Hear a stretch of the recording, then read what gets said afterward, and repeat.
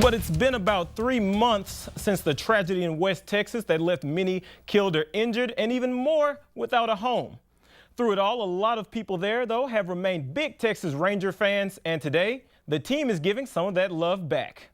It will be West night at the ballpark in Arlington, and this is the fire truck that will be donated to the city by Rangers designated hitter Lance Berkman before this evening's game with the Astros.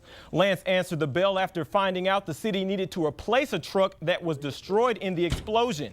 The Rangers will also be hosting 5,000 West residents and the first responders at tonight's game, and they'll donate money to the relief efforts there as well.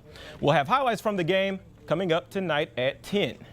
And some of the players you'll see tonight will be in New York later on this month for baseball's All-Star game.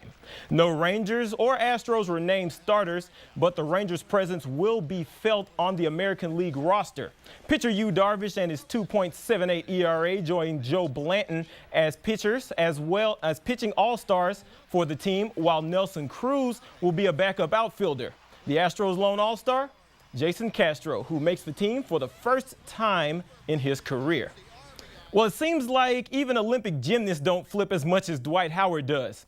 It was reported that the free agent center had chosen the Rockets as his next team last night before saying, "Hold on, I'm 50-50 now. Just kidding, I will be going to Houston."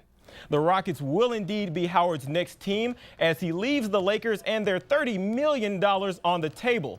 LA could have offered him the most money, but Howard says he's done everything in his career but win a championship. And he feels with the Rockets' young roster and big man Hakeem Olajuwon as a tutor give him the best opportunity to reach that goal. Howard averaged 17 points and 12 rebounds last year, and at age 27 is currently the oldest player on Houston's roster.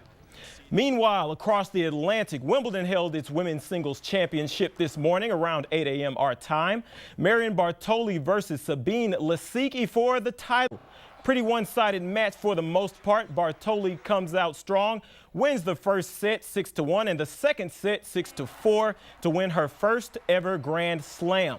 By the way, this is the first time in the history of the women's tournament at Wimbledon that the singles winner did not have to face a top 10 seeded opponent on her way to the trophy.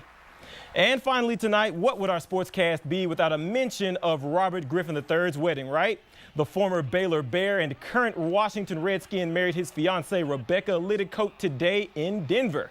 No word yet on how this will affect his 2013 campaign in Washington. Hey, Adam, 3 Rangers on the All-Star roster. Got to be feeling pretty good, right? Yeah, it's nice. I wonder if Adrian Beltre should be on there. I think he's hitting 300, but thanks very much, Lane Fobbs.